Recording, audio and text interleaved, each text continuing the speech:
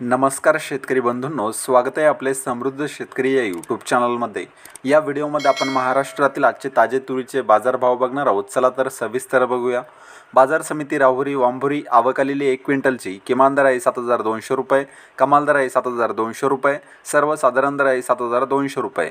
बाजार समिती परभणी जात आहे लाल आवक आलेली 16 क्विंटलची किमान दर आहे 6,900 रुपये, कमाल दर आहे 7,150 रुपये, सर्वसाधारण दर आहे 7,100 रुपये।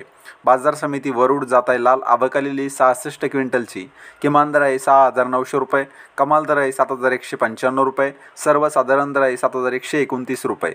बाजार समिती कर्जत अहमदनगर जात आहे लाल जात आहे पांढरा आवक आलेली 1,305 क्विंटलची किमान दर आहे 7,000 रुपये, कमाल दर आहे 7,300 रुपये, सर्वसाधारण दर आहे 7,200 रुपये। बाजार समिती रिसोड आवक आलेली 915 क्विंटलची किमान दर आहे 6,800 रुपये, कमाल दर आहे 7,325 रुपये, सर्वसाधारण दर आहे 7,050 रुपये।